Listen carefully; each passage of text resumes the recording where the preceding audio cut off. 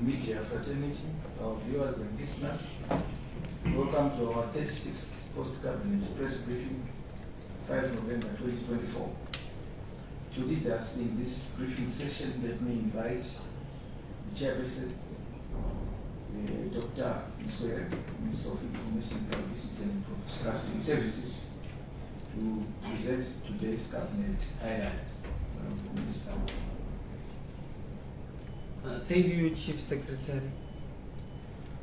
Thank you, members of the Fourth Estate. Cabinet received an update on the 2023-2024 summer crops marketing and a food security outlook report to March 2025, the 2024 winter crops production, and the 2025-2024 crops summer season plan, as presented by the Minister of Lands, Agriculture, Fisheries, Water and Rural Development, Honorable A.J. Masuka. To date, the Grain Marketing Board has received 20,148 metric tons of maize, soybeans, sorghum and sunflower from the El Nino ravaged 2023-2024 summer season. The private sector has imported 974,658 metric tons of maize, wheat and wheat flour since the 1st of April 2024. And the government of Zimbabwe has also imported 39,916 metric tons of maize. The total strategic grain reserve stock stands at 244,296 metric tons. Pertaining to the ongoing food deficit mitigation program, cumulatively, the government of Zimbabwe has distributed 19768.796 metric tons of grain to feed the food insecure households since February 2024.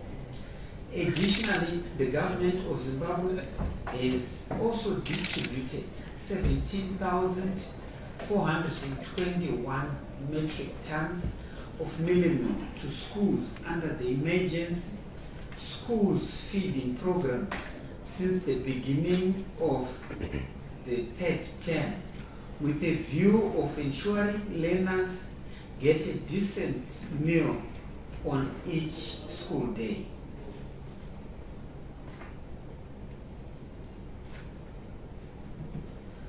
Regarding the 2024 winter wheat production, a record wheat crop has been harvested to date. As at 1 November 2024, about 106,238 hectares had been harvested, giving a total of 518,502 metric tons of wheat, surpassing the 465,546 metric tons achieved in 2023. To date, 75,000 metric tons of wheat has been delivered to the Grain Marketing Board. The remarkable performance of the winter wheat production program attests to the foresight, planning and organizational capacity of His Excellency the President Dr. E.D. Mnangagwa. Harvesting is proceeding utilizing over 291 configured combined harvesters and more than 550,000 metric tons of wheat is expected. The 2024-2025 summer season plan aims to increase production of cereals to 3,274,000 metric tons against the 744,271 metric tons obtained during the 2023-2024 summer season. The overall production volumes of major crops are expected to increase by 347% from a mere 915,000 metric tons to over 4 million metric tons. The production target for cereals is 3.3 million metric tons, while that for pulses is 819,000 metric tons. Under the Presidential Input Scheme, 91% of the targeted 9.5 million plots have been prepared by 86% of the targeted 3.5 million households. All beneficiaries will receive 50% of their inputs by the 24th of November 2024. The government of Zimbabwe has adopted additional measures to curb the abuse of inputs. The measures include the blacklisting of any official involved in the input abuse scandals, the banning of ward committees involved in inputs abuse, and implementing an improved standard operating procedure with raw clarity. The National Enhanced Agricultural Productivity Scheme will establish a total of 52,500 hectares under maize, soybean, traditional grains, and sunflower, with a target to produce 256,000 metric tons. The private sector is also undertaken to fund establishment of 95,046 hectares of maize, soybeans, potatoes, sugar beans, and sunflower. The other facility will plant 100,000 hectares under maize and 50,000 hectares of traditional grains. The private sector support for cotton targets 418,000 farmers to plant 270,000 hectares under cotton. The target tobacco production for the 2024-2025 season is 300 million kilograms, and to date, over 117,000 growers have been registered. Cabinet considered and approved the proposed public-private partnership project between the Ministry of Transport and Infrastructural Development and a private company on the upgrading, construction, and tolling of the Harare-Nyamapanda Road, the Nyamapanda border post, as presented by the Minister of Finance, Economic Development and Investment Promotion, Honorable Professor Mthuli Ncube. Cabinet advises that the joint venture is on the upgrading, construction, and tolling of the Harare-Nyamapanda Road and the Nyamapanda border post through a build, operate, and transfer model. In terms of the agreement, the special purpose vehicle will hold equity in the project and facilitate the flow of funds between the various stakeholders. The Harare-Nyamapanda special purpose vehicle will be based in Zimbabwe, will be responsible for the design, construction, and maintenance of the road and the border post infrastructure. The Harare-Nyamapanda tolling SPV will be tasked with the collection of toll charges from road users, which will be utilized to service the project's debt and generate returns for equity. The project will be fully funded by the investor. The project will enhance trade efficiency between Zimbabwe and Mozambique, reducing congestion and delays. This improvement will facilitate smoother and faster movement of goods which will boost local businesses and attract new investments. The increased trade activity will create job opportunities, reduce unemployment rates in the region. Additionally, the upgrade will also improve in terms of revenue collection for the government, which can be reinvested into local infrastructure and services. The project will improve the quality of life for local residents by reducing the time and costs associated with cross-border travel and trade. The project is also expected to enhance regional integration and cooperation, fostering a sense of community and shared economic goals. Furthermore, the reduction in congestion and improved infrastructure will likely lead to better safety and security at the border, benefiting both travelers and the residents. The economic benefits from the increased trade and investment will trickle down to various sectors of the economy, including transport, hospitality, and retail. Cabinet received reports on progress made in the implementation of priority projects for the 300-day cycle of 2024 as presented by the Ministers of Youth, Empowerment, Development and Vocational Training and the Minister of Transport and Infrastructure Development.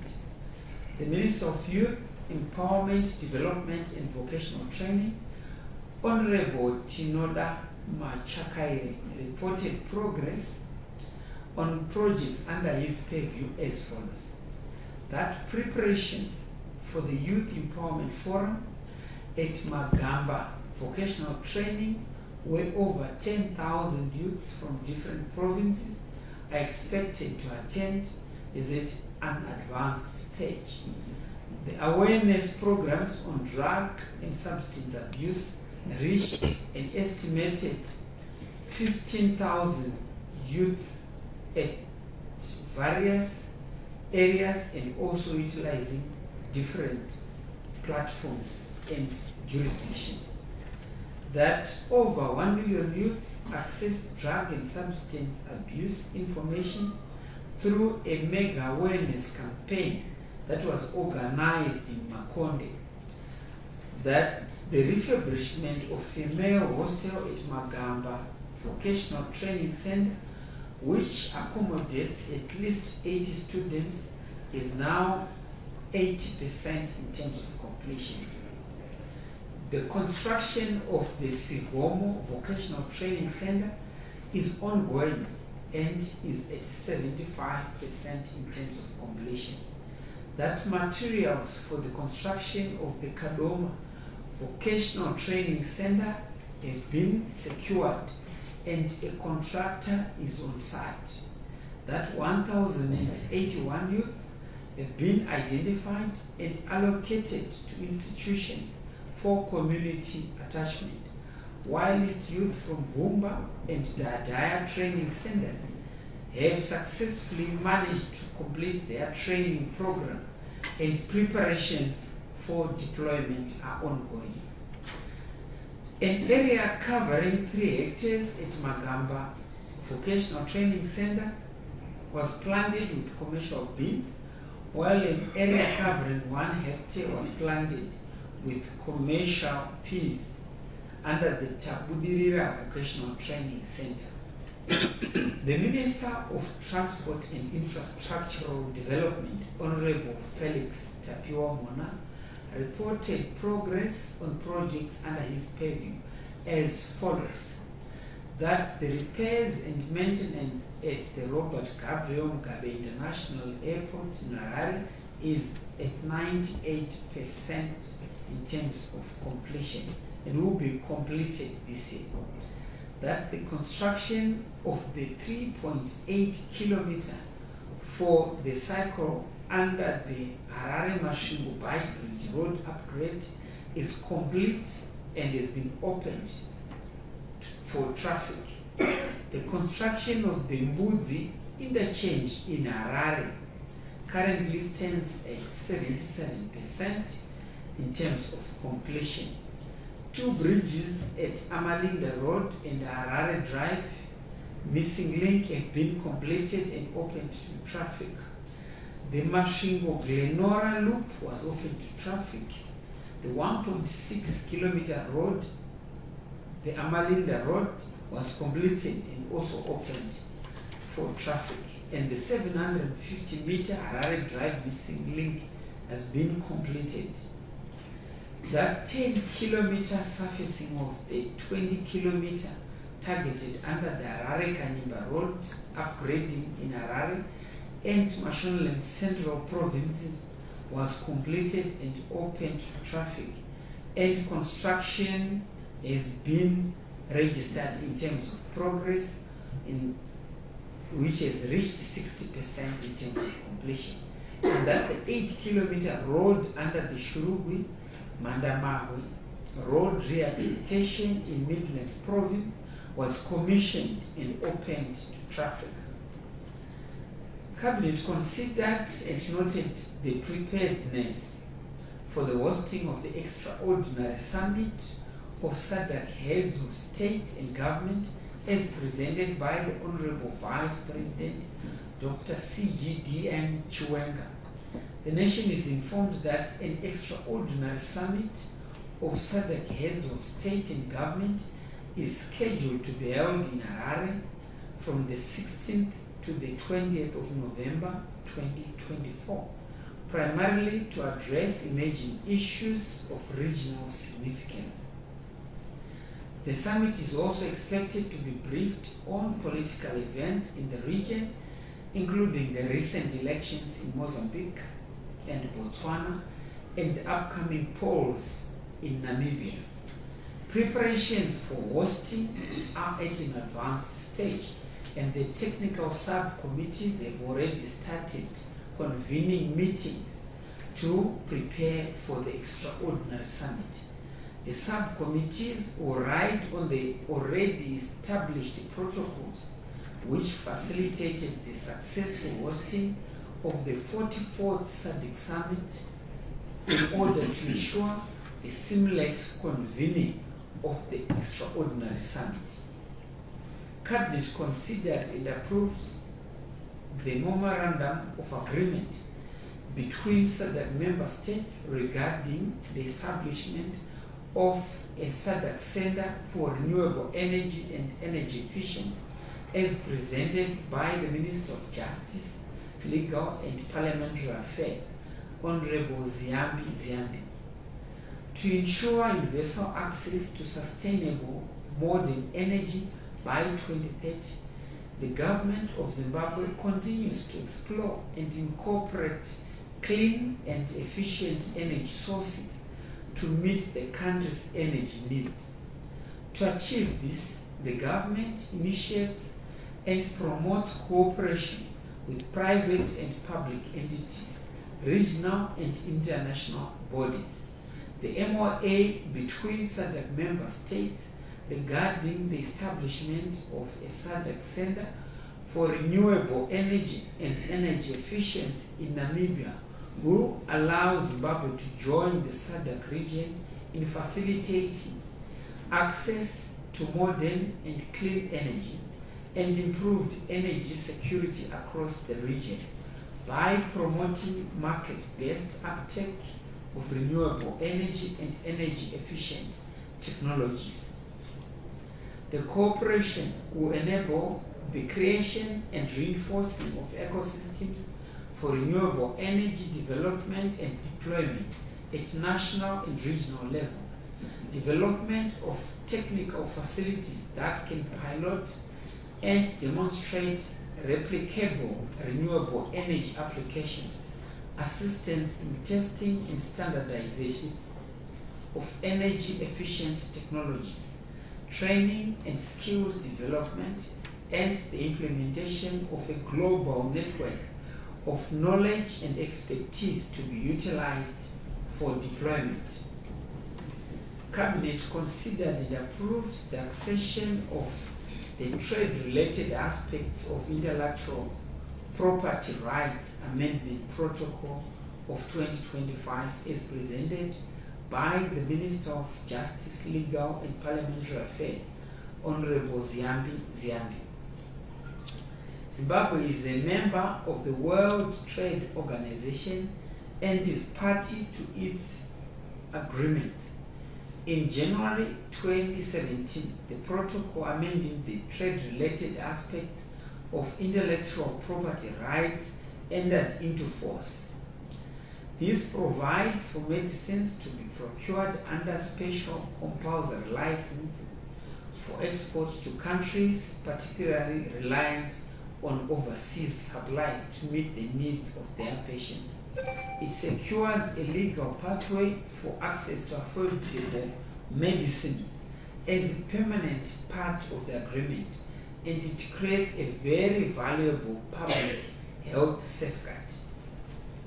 Cabinet considered and approved the proposed themes for the 65th edition of the Zimbabwe International Trade Fair as presented by the Minister of Industry and Commerce, Honorable N.N. Ndlovu. The nation is informed that the 2025 ZITF will be held from the 22nd to the 26th of April 2025. The exhibition will spotlight strategies essential to accelerate economic development and will catalyze the embracing of trade opportunities as provided for by the Africa Continental Free Trade Area. The 2025 ZITF will be private sector-led, and the investment and export development programs will play a central role. Given the national vision of developing the economy to ensure the achievement of an upper middle income economy by 2030, Cabinet approved industrialization, crafting an integrated economic landscape as the theme for the event. The theme emphasizes the importance of establishing a strong and competitive industrial base in Zimbabwe to drive economic growth, create jobs, and enhance the country's global competitiveness. Cabinet received an update on the launch of Zimbabwe's second satellite, which the Minister of Higher and Tertiary Education, Innovation, Science and Technology, Honorable Frederick Chava, presented. The nation is advised that Zimbabwe launched its second Earth observation satellite, ZIMSTAR-2, into orbit today, the 5th of November 2024. The ZIMSTAR-2 satellite was launched from Russia. The satellite was designed and manufactured through a collaborative research program between the Zimbabwe National Geospatial and Space Agency and the Southwest State University in Russia. The satellite was designed for Earth observations and data collection in agriculture, environmental protection, and natural resources management. The ZIMSTAR-2 will monitor the Earth and support missions that keep track of crop health, predict yields, and identify any deficiencies. Developed utilizing modern technologies, ZIMSTAR-2 demonstrates high efficiency and reliability and is a key milestone in the development of our nation as we work towards Vision 2030. I thank you. Thank you very much, Honorable Minister, for presenting today's cabinet highlights. We now move to the first three questions from you colleagues, and then we'll ask the ministers to respond. Then we move to the last three questions. Over to you, colleague. Yes. My name is Tingiteng Zwamya. My name is Tingiteng Zwamya from Spain International News Agency. My name is William Crane from the country. Last time Minister Masuku was saying part of the importation is coming from South America. Did they manage to do so this time around?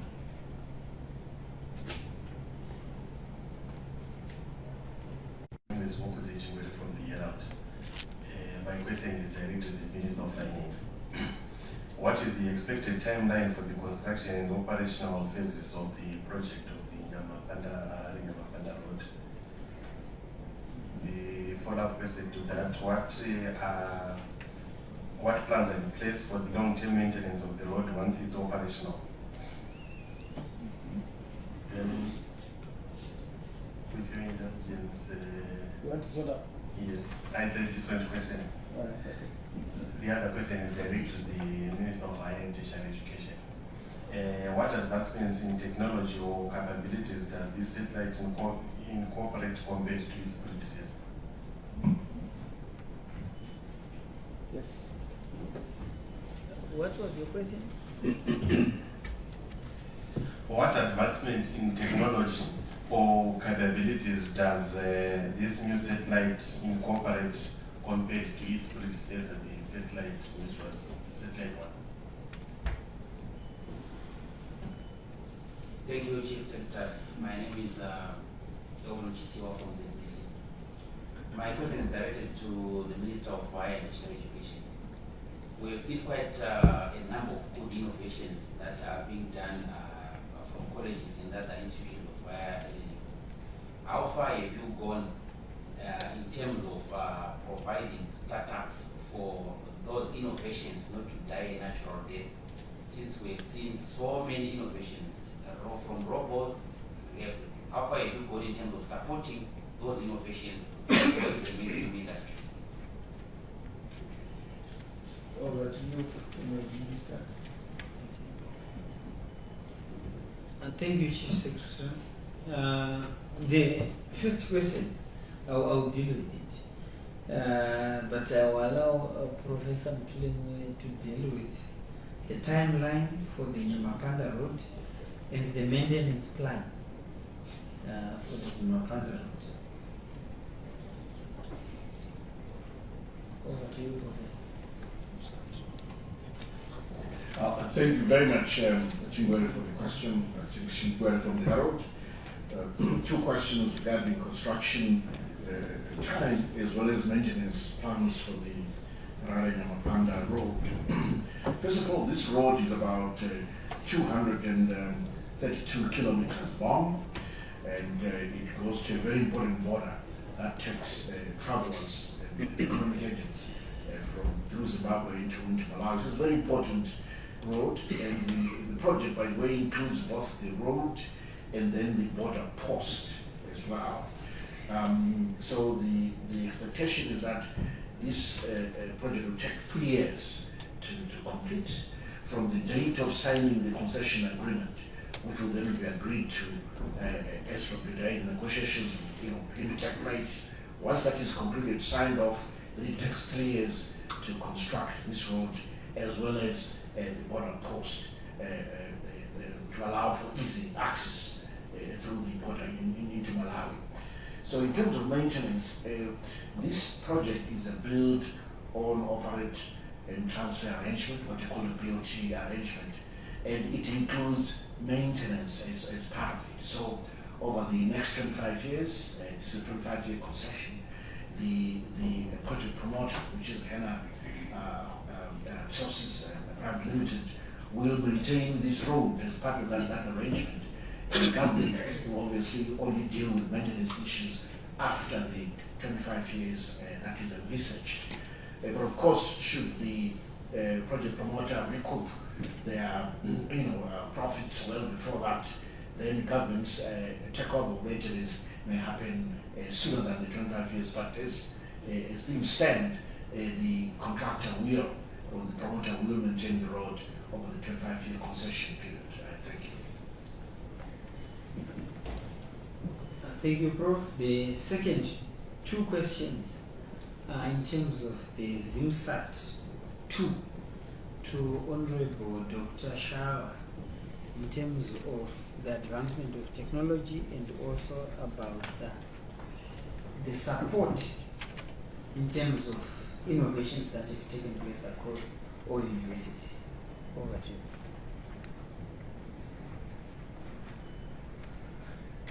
Thank you very much, Mukzi, for your interesting questions.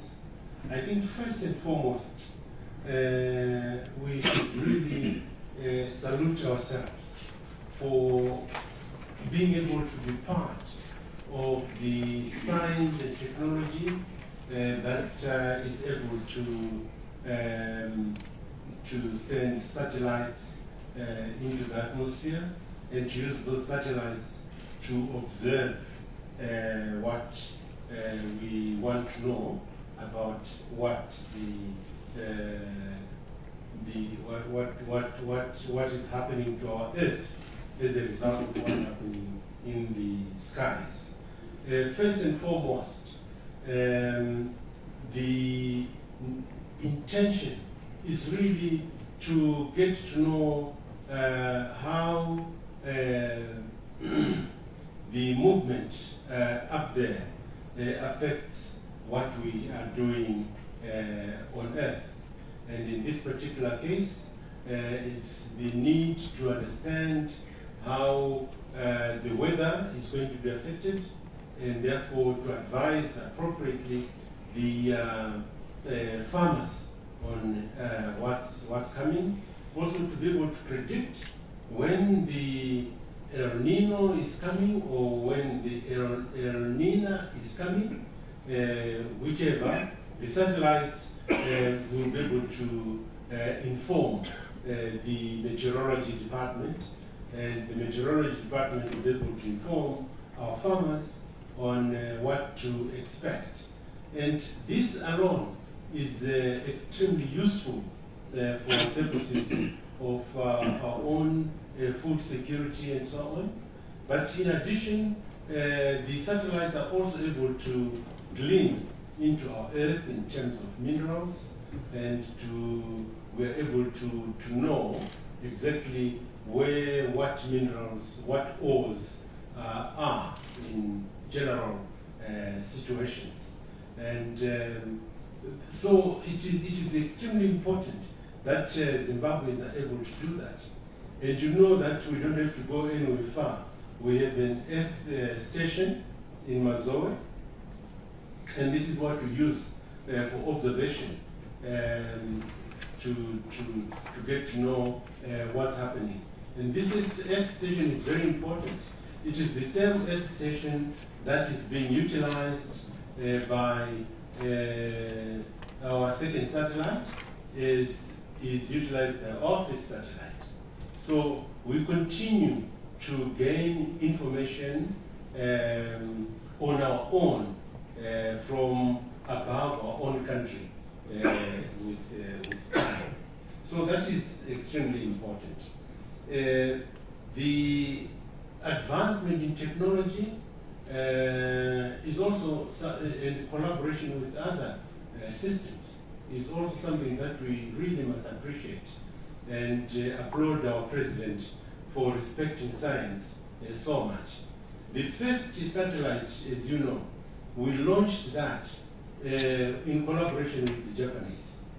And our students who were in Japan gained a lot of insights on how to go about it. This second satellite has been launched also in collaboration with our presidents, our students on the presidential scholarship in Russia, together with this Western Union University in the Russian Federation.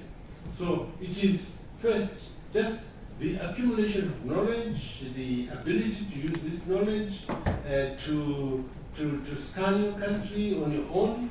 And I look forward to a situation where the next satellite will be put together completely by Zimbabweans, which has not been the case up to now. You ask how far the startups are doing. The startups give room to young men and women in the universities and tertiary institutions to innovate, to dream about what they want to produce, and to proceed to do so. And in this regard, before they can test their dreams in real, they have to develop patents. And these patents are developed and then they are nursed to see whether they can produce a service or a product. And in this regard, I think I understand that we have more than 500 patents now developed by our tertiary institutions. These patents will have to migrate from the university hubs to parks, production parks, to factories, to companies. They can do so either they are bought by those who want to use them and produce a product or a service, or they are established by some investors who want those products or services produced. We have to keep encouraging our students to migrate their research findings into patents and into real production in factories.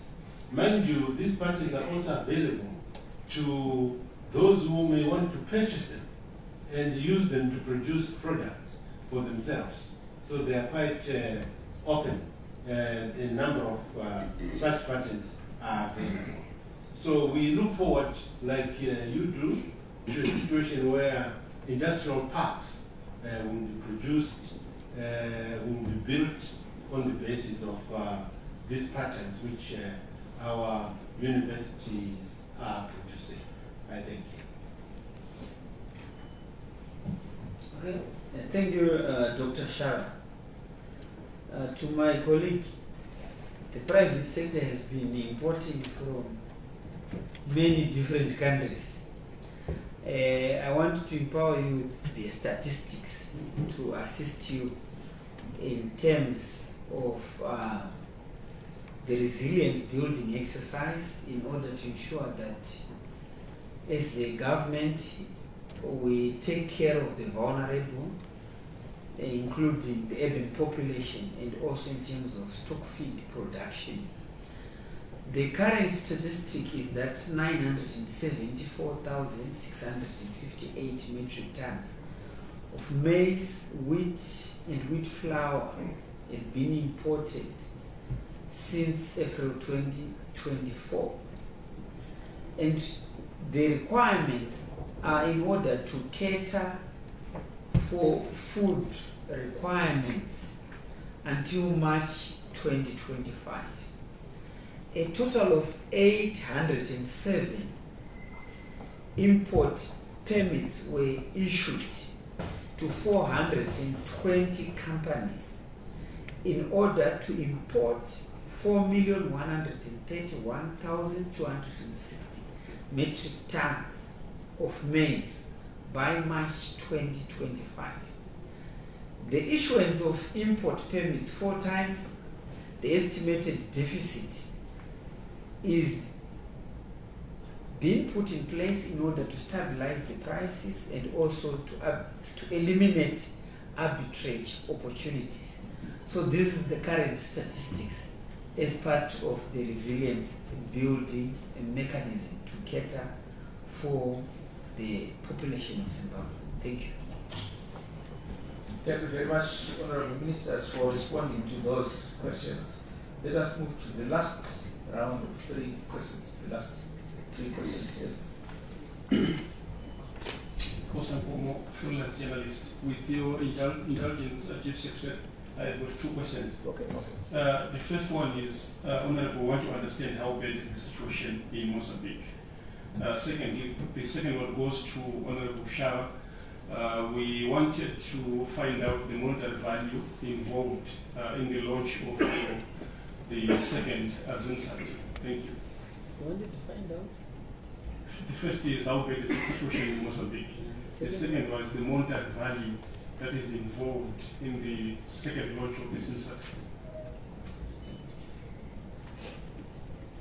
Yes. You are Chief Secretary. My name is Gretina Machimba from Ghana News Agency. Yes, a record winter wheat output this year, but is the country still on course to achieve the 600,000 metric tons that was targeted this year? And what is the impact? What will this, Bamba RFC, what will be its impact on this national serial import bill next year? Thank you. Yes, the last one. Thank you so much, Chief Secretary. My question is directed to, my name is Theophilus Kimo, by the way, from ZBC. My question is directed to the Minister of Transport. I've seen some remarkable progress on the Mbuzi interchange, and figures at 77% are quite impressive, but I understand the time frames have shifted now and again. What is the current timelines that are now targeted for completion of the interchange? And seeing that there will be smooth flow of traffic from the Mbuzi interchange into the city center, what are the overall plans in terms of ensuring there are bypasses into the central business district? I understand there were plans to have bypass on probably the Rockmans area and also the ZBC area. Are those plans still on course, and when do we expect the implementation of that? Thank you. Over to you, Minister. Thank you, Chief Secretary. I will allow the Minister of Higher and Tertiary Education, perhaps working together with the Minister of Finance. The question was, what is the monetary value for ZIMSAT 2? Over to you, Mr. Shah. Thank you very much, Mr. Nkomo. I can't be very exact on this. Maybe the Minister of Finance will help me, but the initial materials put together is to the value of 600,000 US dollars. There could be other incidentals that are associated with this amount, but also the actual work put into it by the various technical people has not been costed into this amount. But we will give you the figures once the information is clear. Thank you. Thank you, Chair. I confirm 600,000 US dollars for the launch of the satellite development. It's a very similar figure that we spent on ZIMSAT 1 working with Japan. So that's the ballpark figure. So it's been quite cost effective for what we are achieving and what we're able to do with the satellite. First of all, the skill acquisition, the development frontier knowledge in space technology, and as well as the usefulness of the satellite in gathering information, Earth observation, tracking climate change issues. I think you'll agree with me that the value of the satellite in terms of the benefits from it far exceed the meager cost of 600,000. 600,000 is efficient in the first place. Thank you. Thank you, Prof. Honorable Mona, the question is about the bypasses, the goods interchange. If you can elaborate further about the goods interchange. Honorable Mona. Thank you, Comrade Chair, and let me thank my good brother Theophilus for that very important question, which will then allow me to articulate precisely and allay the fears of the people of Zimbabwe. To start by apologizing, yes, you talked about the shift in dates pertaining to the completion of that project, which was very conditional, suspensive in the essence that we had compensation that was supposed also to make sure we had to adequately compensate those property owners within the precincts of the interchange. And I'm glad that under the wise leadership of His Excellency Comrade Dr. Emmerson Mnangagwa, we've managed to pay in full the property owners. And our target hasn't changed. This year in December, when to say to those people who will be going for their Christmas, you'll be enjoying, especially going to Mashingo and coming from Mashingo over the new road. If you have seen now, we've started the installation of pre-stressed beams, where we are working on bridge number 2 and 3. Out of the 15 bridges, those are still the remaining 2 bridges. But I'm happy that you've highlighted a very important point pertaining to decongestion of the great city. And the plan is, like you alluded to, the ZBC Mbari, we are going to have a mini interchange. Actually, along the road, we've got 5 interchanges. So in the ZBC, you'll see a mini interchange, and Rothman's Willowville Road, we are going to be having another mini interchange, so that we decongest those that are actually moving within Mbari area, and those actually going out of town will be taking advantage of those mini interchanges.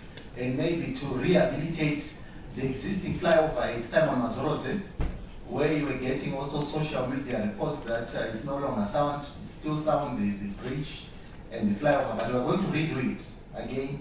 And we also have 2 more additional interchanges in Mashingo. So basically, this will be our 5 interchanges. And as we speak in terms of progress, like I've indicated, we opened the Amalinda, which is also a loop road, and we've finished again the Harare Link Bridge. We haven't opened it yet because we want to connect to the roundabout. But the road is done, the bridge is done, and very soon we'll be opening that bridge to traffic.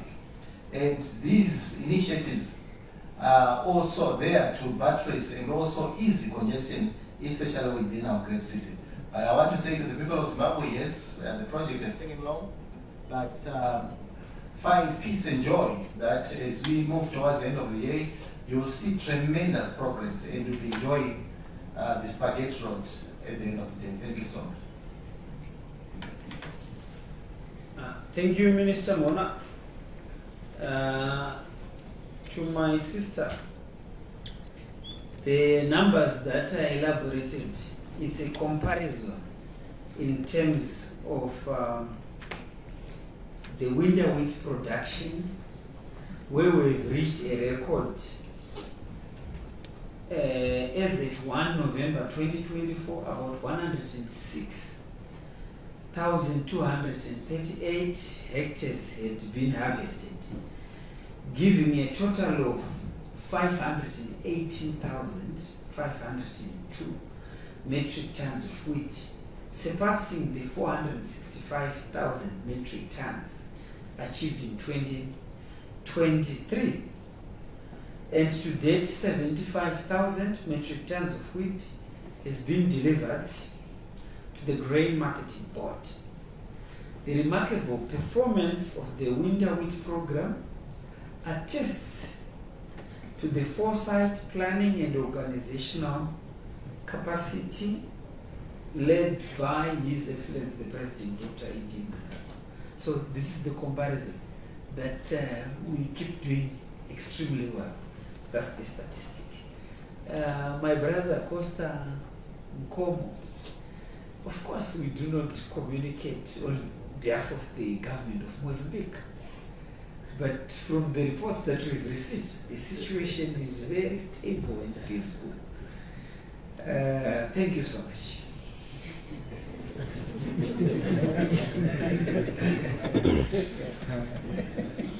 Thanks very much.